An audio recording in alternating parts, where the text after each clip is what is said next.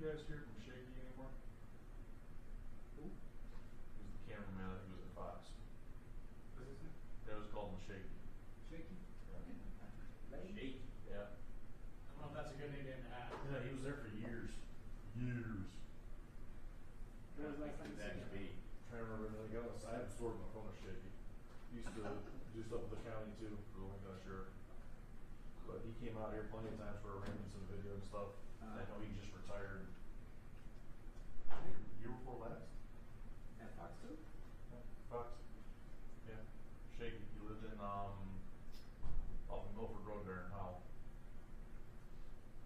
Jim Collette? Yeah, club. Yep. Okay. Yeah. I didn't know we called him. But yeah. Oh, Shaky. It was 100% was Shaky. Okay. Yep. Yeah. I remember Collette. How's he doing? He's doing alright. I haven't talked to him in a while. The one that kind of he doesn't stutter, but he has. Yeah, that's Shaky. Yeah. Okay. Yeah. Okay. Yeah. That's Shaky. Yeah. I was wondering how he was doing. It's been a while since I spoke to him, but he texted me, I think, last year. So I think he's doing okay. Okay. Yeah, no, he he retired might- before I started. He did? So I haven't met him. Jim Collette? He was around for a long time. Yeah, I've heard about him. Yeah. Yeah, and he was in good with all Evans crew and all them, so he did a lot of stuff with the county. Benny, Yeah. yeah. I was wondering how he was holding up, 'cause he went through a divorce, and he was doing good. Yeah, I remember that. Yeah, last time? Yeah, doing okay. Good. He's a good guy. He's the only guy that will take his shirt off the back for him. Yeah. Well, it's 10 to 9.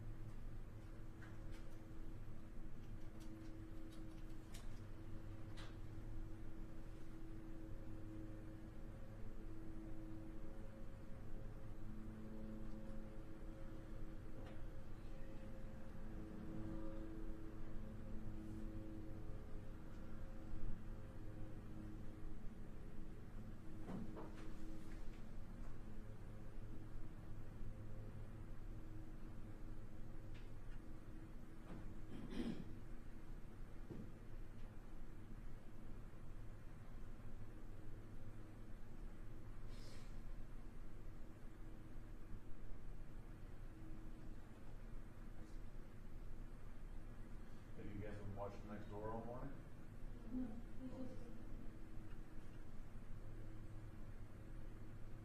This one will probably start in about another 15 minutes maybe. She has to still has to talk to the defendant. If you guys, if you want to, you guys can watch next door, because they got some stuff going on. And then just come back in before you guys leave.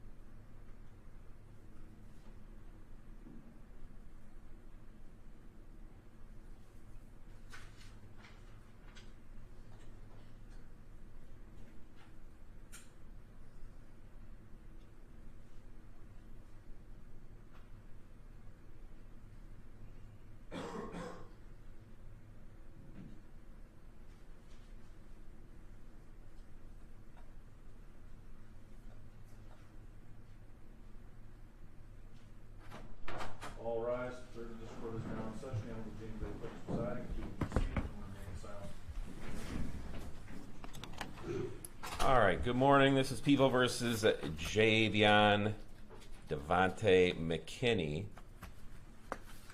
And we're doing a swear-to here, is that correct? Yes, sir. All right, raise your right hand for me, please. Solemnly swear or affirm a testimony you're about to give will be the truth. I do. Your name and your department for the record, please. Detective Kenneth Robinson, Canton Police Department. Detective Robinson, I'm in possession of a felony complaint and warrant being sought against Javion Devontae McKinney. You drafted this document. I did, sir. You're familiar with the matter. I am, sir. That is your signature I see on the document. It is, sir. You are submitting this as a complaint and warrant, believing it falls under one of the 4 exceptions to the summons rule. And would that be because on its face, among two other charges, one of the charges is homicide, manslaughter? Yes, sir. That being the case, I'm in agreement with you. So to the best of your information, knowledge, and belief, is the information that's contained herein truthful and accurate? It is, sir. I will sign the document for you. Thank you, sir. You're welcome. All right, I need your name, sir. Javion McKinney. All right, on behalf of Mr. McKinney. Good afternoon, Your Honor. Sharon Greer, appearing on behalf of Mr. Javion McKinney. Mr. McKinney, you can hear your attorney, and you had an opportunity to speak with her in private previously. Yes. All right, you may proceed. Judge, at this time, I'm going to ask the court to read the charges and the penalties to my client from the information, because of the information.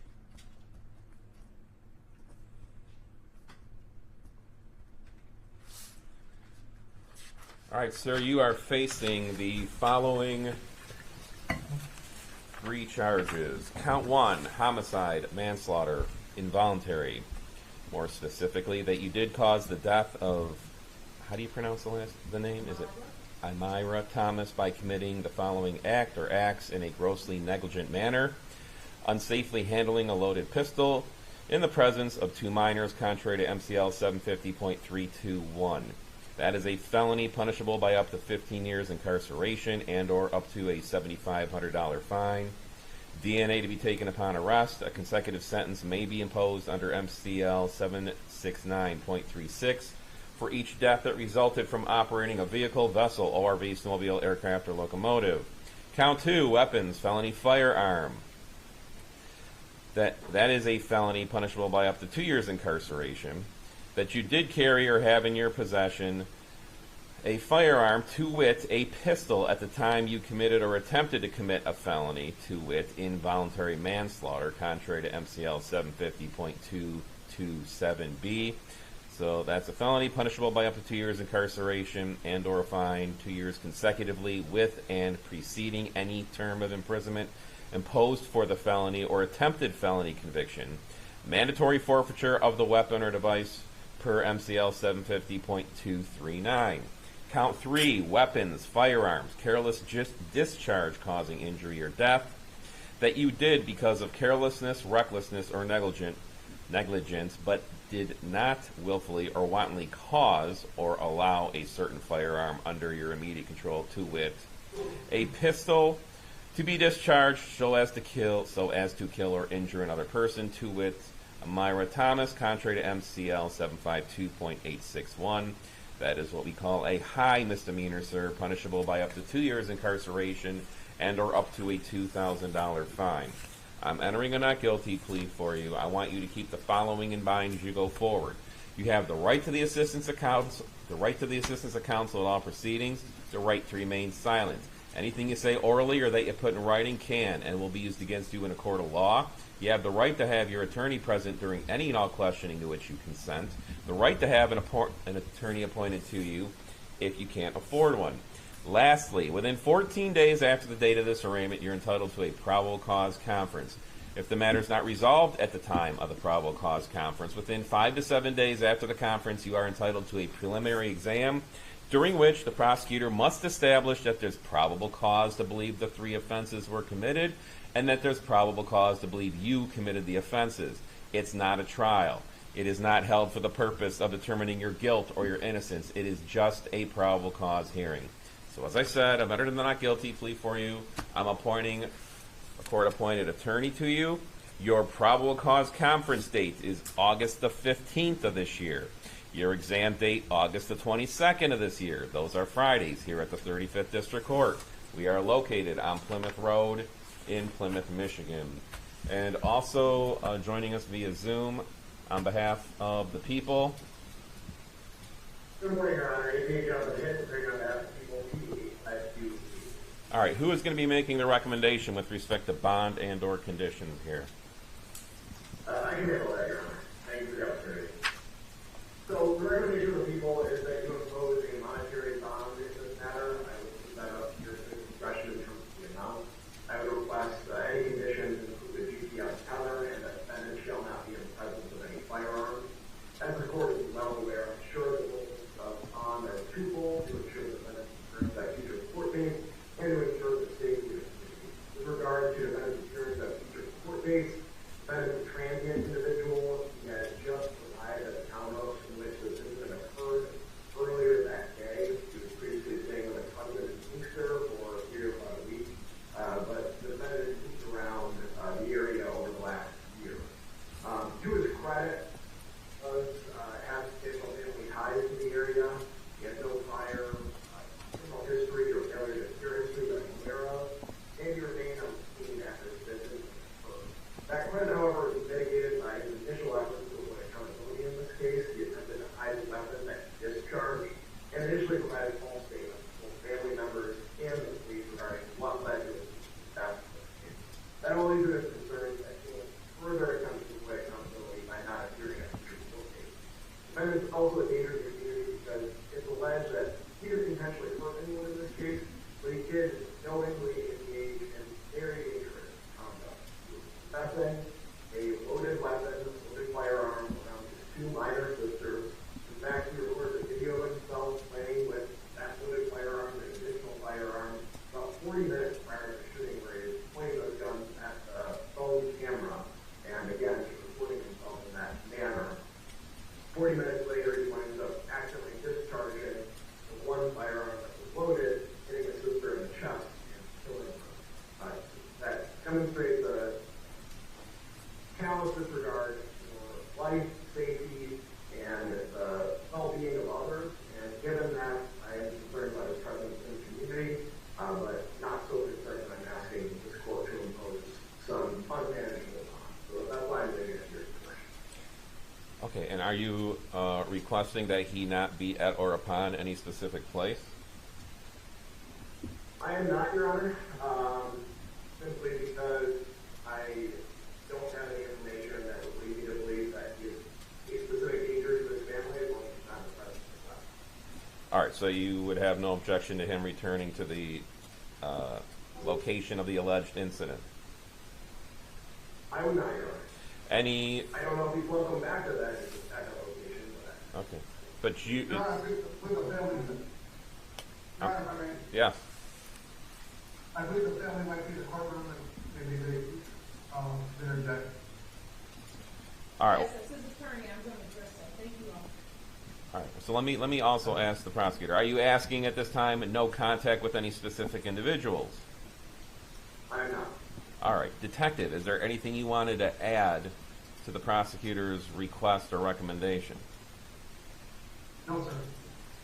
All right, response? And excuse me for calling the detective officer. Your Honor, there is an extreme amount of family support for Mr. McKinley.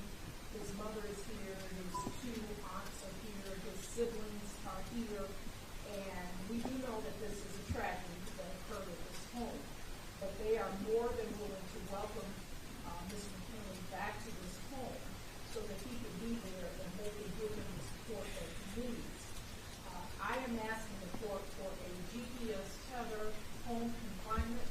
I believe that that will accomplish what we want to accomplish here, which is to ensure that Mr. McKinley appears for all of his court dates and to ensure the safety of the community.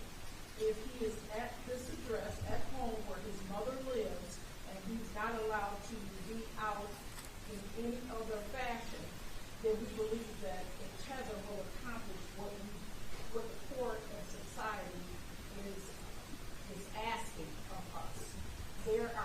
other firearms at this address. We know that Mr. McKinley will not be able to possess or be in the presence of any other firearms. And so it is our contention that the public, as well as the family, because this was a family member, and his mother actually expressed to me today that this young lady, his sister, his baby sister, was his best friend. So based on the nature of the charges, we do know that this was not an intentional act. It's not even charged as an intentional act. So we're asking the court to impose a tether, a GPS tether, home confinement, and we're asking the court not to impose any monetary fines or any type of money that may have to come from the family in order to bond Mr. McKinley out. They're actually in the process of planning the funeral, so I would hate for them to have this additional burden because it is going to have to come from them. And Mr. McKinley, in addition, has no prior felony or misdemeanor record. It's truly just a tragedy here, Judge. It's an accident. Mr. McKinley does not even have the only traffic offense that he has was the proper use of his lights. So he's not even a bad driver at this point. It's truly a tragedy, and we're asking the court to consider it as a tragedy and impose the GPS home confinement. All right, APA hits your response. Yes, Your Honor. I do believe, as I mentioned, that monetary cash bond is appropriate. Again, I'm not asking for a particularly high amount. The expression is that it's based on concern that he's going to show up to future court date. And more so my concern is going to show up to future court date than anything else. But I do believe that there is at least some danger to the community based on conduct in this case, given that he was grossly negligent in handling not one but two firearms, one which was loaded and discharged for this minor case. All right, so when defense counsel goes beyond what your recommendation was with respect to put him on house arrest, is that enough for you to feel that the community's safe? And because you didn't ask for a house arrest, Heather, community's safe without him. I order some sort of bond, gets converted to an unsecured personal as long as he's on house arrest. If the family is willing to welcome him back into that home and there's no weapons in that home, my concern for the safety of the community is certainly reduced. And I certainly agree with the defense counsel when he says the family is going through a tragedy. And as a human being, frankly, I don't want to impose any additional difficulties on them if they want him to come back to their home. So that is something that I'll certainly. Okay. Because I can assure you that his mother definitely wants him to return to the home. I've spoken extensively with all of the family members. It is their desire that he be home, and so that the family can be united as much as possible during this difficult time. This is an apartment complex, is it not? Yes, it is. All right, so whose names are on the lease? All right. Just for the record, Judge, it's a townhouse. It's a townhouse. It's an apartment complex, but it's a townhouse. All right. And there are multiple apartments and or townhouses in this complex, are there not? It's rather There large. are, yeah. All right. Do you feel that if he's under house arrest, that the people in the immediate area would not have cause for concern? I would certainly have cause for concern if there were any weapons in the house. All right. But if I order no weapons. Verification that there's no weapons. I have no basis to conclude that he's a danger to anyone in the community if he's not possessing a weapon. Or Okay. have active. So I need the two of you to come up here, please.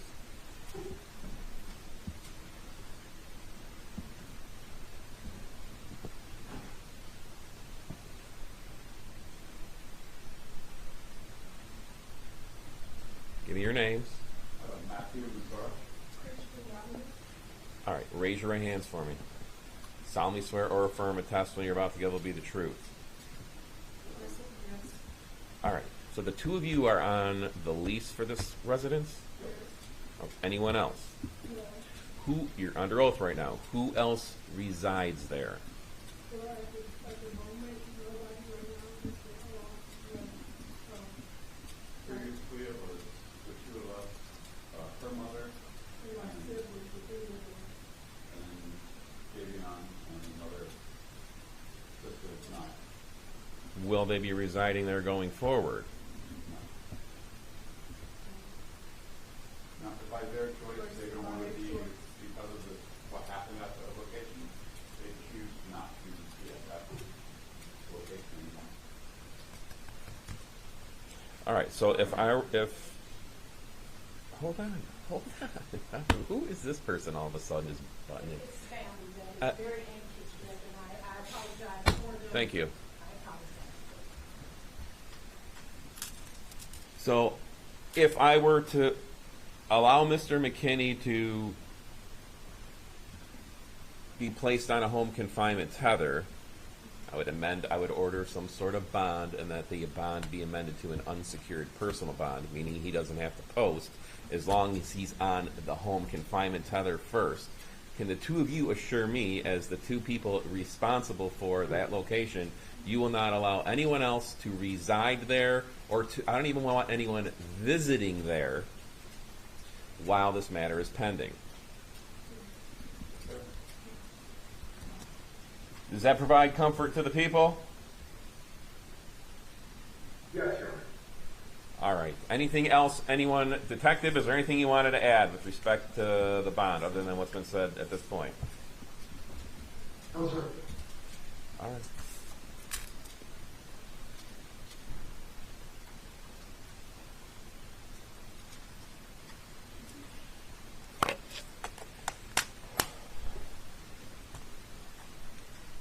Ms. Greer, was there something to add? Yes, there is, Greg.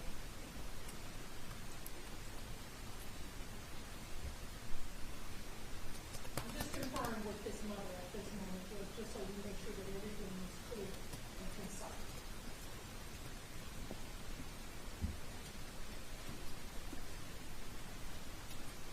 Ms. McKinney has expressed to me that she may be returning to the residence. She really would like the court to allow her to return there. She hasn't been there based on what has been stated. It has been just too much for her to do there, but in the process of making funeral arrangements and things of that nature, she would like the court to allow her to be a person that can stay at this location. So that would be 4 people that would be necessary. All right. Well, one of the things that concerns me is I've been told that the security here has already had to remove a family member or a family friend or something from the building, that there's been conflict between the people who have appeared here today, whether it's on behalf of the defendant or the victim. So I want to avoid any potential for conflict going forward. That's the last thing we want, and that's why I'm more comfortable saying no one else to be present there other than the 2 people who are on the lease and the defendant. And we respect that. All right, and that's my rationale for that. Yes. And, you know, our first court date is August the 15th. I'll have a prosecutor who's assigned to this file on that day, and all of this can be addressed again at that time. All right, everyone understands that? Just for the record, Judge, I will make you copy your answer. Okay.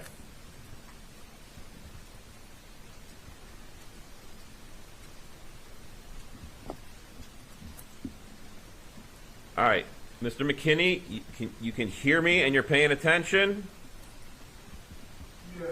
All right, I need you to listen closely to what I'm saying and hear me out until the end. It's going to be a $500,000, no percent, no 10% bond, cash or surety. Hear me out till the end. With the following conditions. Now, if you violate my conditions, I take that number, I multiply it by 10, and it's going to become $5 million cash or surety. Understood? Is that a yes? Yes. Yeah, you have to use real words because we're recording this, okay? Yes. All right. Your conditions are you are not to possess, you are not to possess any firearms or weapons of any kind. You are to turn over to the police any weapons or firearms you currently own or possess. Do you own or possess any firearms, sir? No. Easy to follow then. I'll say you don't own or possess any firearms. Again, not to possess any firearms or weapons of any kind. Must comply with any and all orders made by any court or record.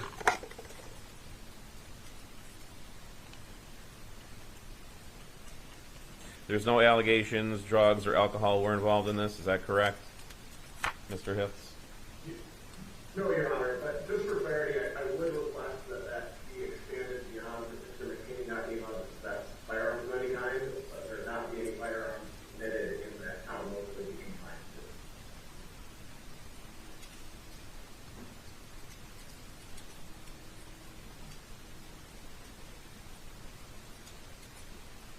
All right, I'm going to need the two of them back up here again.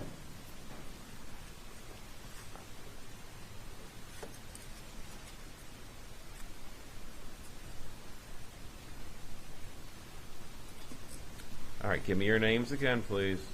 Matthew and Sora. All right, and you're still under oath. Are there any weapons at that location right now? Weapons, firearms, guns, anything?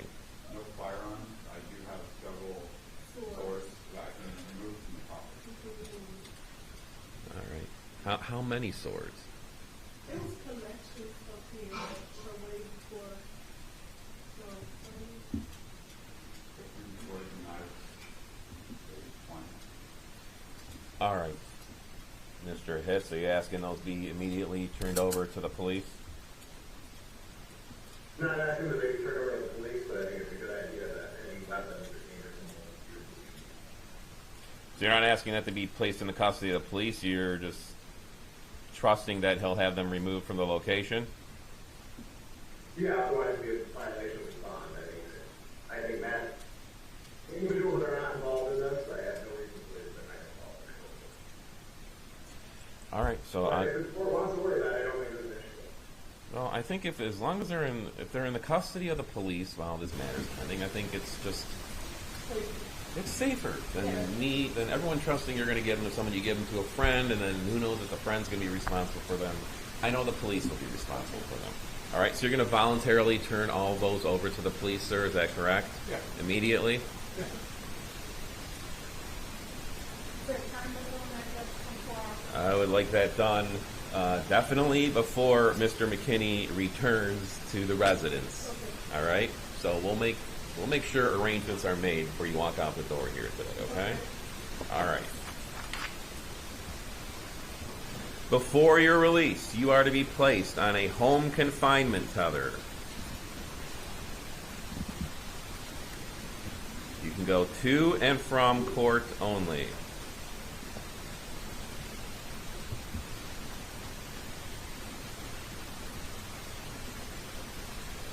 No other individuals other than the two lessees be at or upon the residence.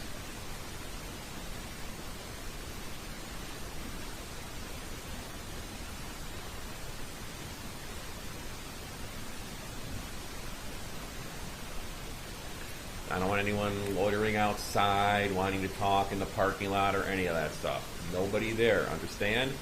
What's going to if you do allow that, what's going to happen is you're going to jam Mr. McKinney up. Someone's going to call the police, and then his bond is going to skyrocket to $5 million.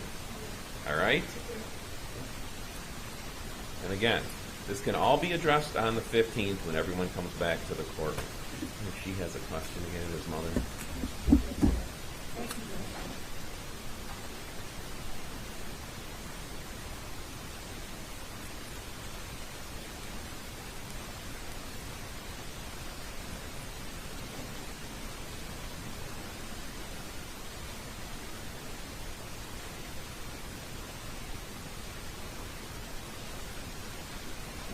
Thank you, Judge. I appreciate it. Okay, thank you. All right. The bond, once you get placed on the home confinement tether, sir, and Wayne County Sheriff's going to have to do this, I will amend it to an unsecured personal bond, excuse me, in the same amount.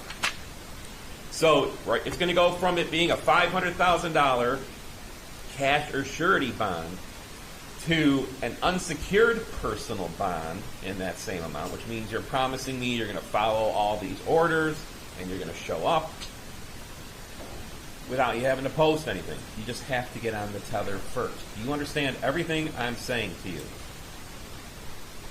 Yeah. Do you have any questions for me or for your attorney right now? I don't want there to be any confusion about anything. Anything the defense would like to add at this point? All right. Anything from the prosecution or the detective? Judge, I appreciate the opportunity. I did check my calendar. I do have a flight on August 15th, and I'm not going to appear on that day. Possibly good. Well, is there an objection to that? As long as the exam date is I am limited appearance here today. I know that my client will have another attorney to this case. So we believe that we may refer to the PCC and the exam date is here to say. Counsel, do something earlier. Well, the problem is So we here's don't. my suggestion, Judge. I'm sorry? So here's my suggestion. We just move it out a day, on Thursday, August. I can do that. I just can't do it. Okay. Well, since it's a special prosecutor assigned to it, I suppose we could do that. We're not stuck with the Fridays. All right. So we're going to amend the PCC date to August the 14th, the day prior originally scheduled. Thank you so much for that commendation. All right. And then we'll send out notices with the time on it to everybody.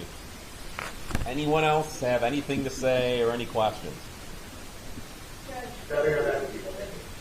I hate to prolong the proceedings, but I do believe that I should indicate to the court the request that the mother made to me, and I told her that I knew for a fact that she did not grant this request, but I want to present it so that she knows that I'm not holding anything for the court.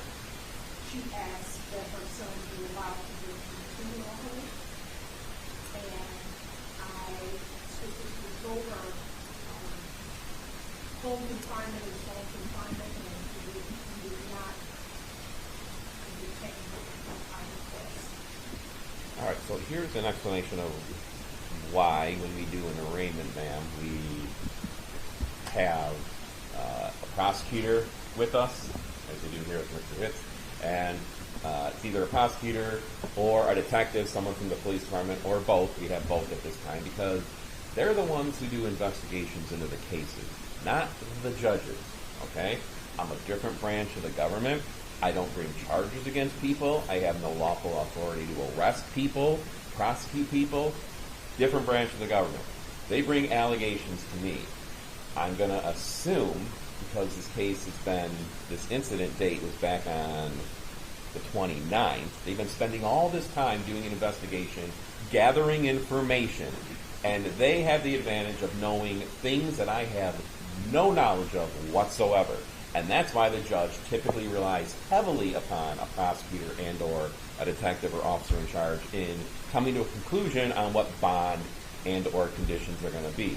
So it's wrong for a judge to be reading articles about something or looking at the report. I did a warrant on this case when it immediately happened, but what I read to your son is what I know about the case right now. Okay, so I will defer to the detective. I'll defer to Mr. Hitz. Any objection to him being at the funeral home or the funeral? She asked that he go to the funeral home and visit with the deceased with no one else being present. Any opinions about that? be on GPS tether at the time. The request here is for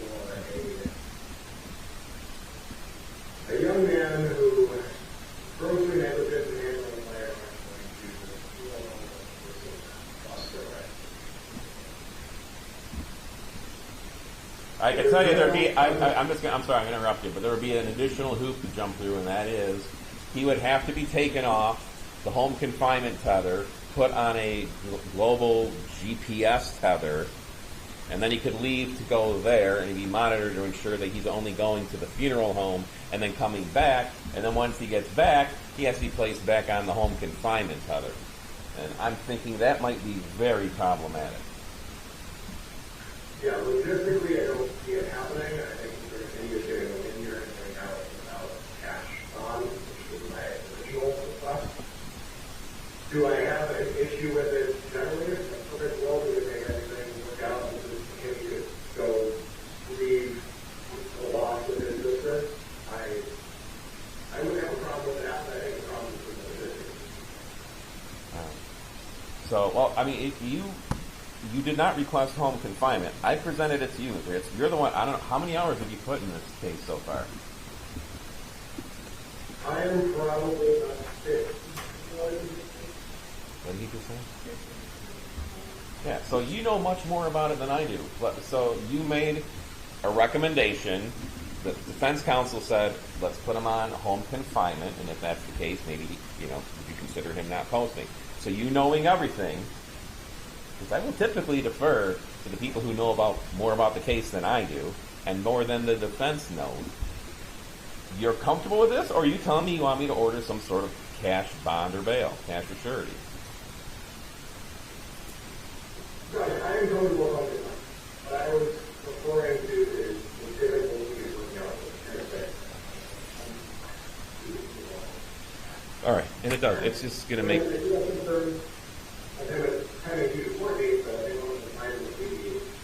That is what I'm concerned. Getting all those results. So unfortunately, I understand. It's just, it is what it is right now. Okay? So I'm going to keep it as home confinement. He's going to and from court only. All right? Anything else anyone wants to say, put on the record, ask. I have nothing for you. All right. Thank you for your consideration. All right, everybody. Good luck to you. Sorry for your loss. Thanks, sir. Thank you. Detective Robinson? Detective Robinson. Yes, sir. I want to coordinate them reaching out to Detective Robinson. As far, you got a number for him? All right. So my court officer has your number. I'm going to have them reach out to you to organize the transferring of the knife/sword collection to the PD. Okay. Yes, sir. All right. Thank you very much. Thanks, sir. All right. So the court officer will give you that his number. Okay. All right. Thank you. Thank you, Judge. Thank you.